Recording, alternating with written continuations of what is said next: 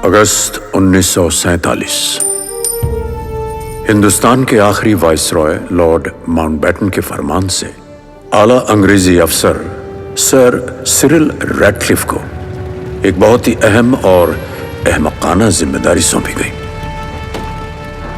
एक हिंदुस्तान के दो हिस्से करने की।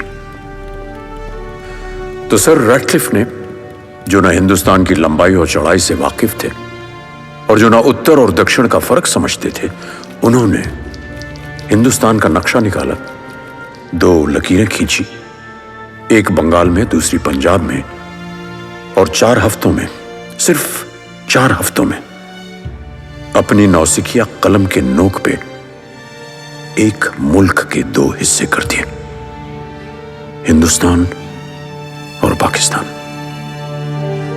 सब बटा, खेत खलियान, गलियां, गांव, शहर, नदियां, झेलम, हिमालय, कच्छ, थार, जानवर, आदमी, औरत, बच्चे, बूढ़े, सब बट गया। और सर रैडक्लिफ की इन 2 लाइनों ने 1,40,00,000 लोगों के दिलो जान का बंटवारा कर दिया। लाखों बेघर हो गए, हजारों बेमौत मारे गए, और आने वाली पीढ़ियों को इस रैडक्लिफ लाइन ने अपनी जड़ों से उखाड़ दिया।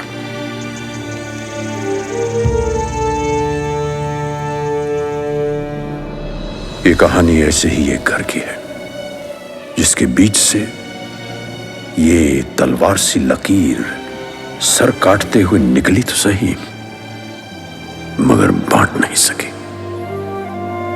बुंदेले हर बोलो के मुंह, हमने सुनी कहानी थी, खूब लड़ी मर्दानी वो तो झांसी वाली रानी थी। का समझे छुटंकी, राजा जी जब परलोक सिधार गए तो रानी घूंघटा में मुंह छुपाए रोती धोती नहीं रही। दरबार के सारे मुए मर्दन की 1000 छल कपटन के बावजूद रानी डटी रही, घबराए नहीं। अब घोड़ा चले बे, तलवार चले बे, ये सब तो उन्हें पहले से याद तो, पर जब बात सर पर से निकल गई तो उन्होंने कही कि हम अपनी फौज बनाएंगे। झंडा लहराती, सीना ताने, सीधे जाए करके वो दुश्मनन से भिड़ गए। दुश्मनों से एक कहा थे मर्दानी, एक नया इतिहास रचने वाली लक्ष्मीबाई, जिन्होंने अपनी झांसी को बचेबे के खातिर घोरन के चक्का छोड़ा दे। तलवार एक हाथ में, पीठी पर उनके बेटा बंदो। रानी लक्ष्मीबाई का बेटा भी था? उनका खुद का जना बेटा नहीं रहा है, शायद गोद लिया बेटा था। फिर अम्मा मैं किसकी बेटी हूँ?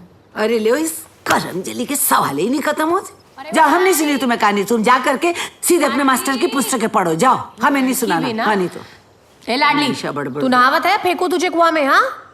और अम्मा बेगम जान बुलाते हैं। आती हैं भाई, बेगम जान बुला रही तो आए बे।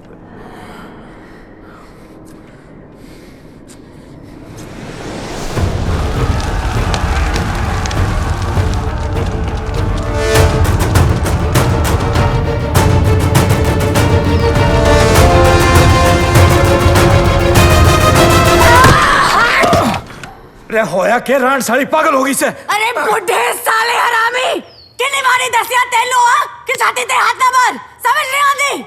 दफा हो जा यहाँ से, दोबारा इस इलाके में दिखा ना तो जिन्ना तेरा है ना वो भी चाकू नाल काट देंगी।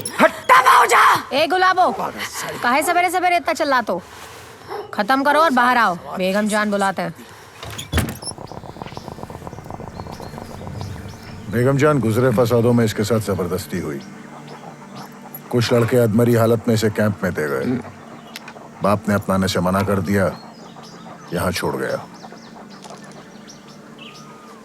बाप, भाई, बेटा, शौहर, बेगम जान की चौखट के उस पार हर मर्द मादक जात होता है, लेकिन बेगम जान की चौखट के इस पार हर मर्द मुर्गा होता है, 3 टांगों वाला मुर्गा। बाप ने कोई नाम तो दिया होगा।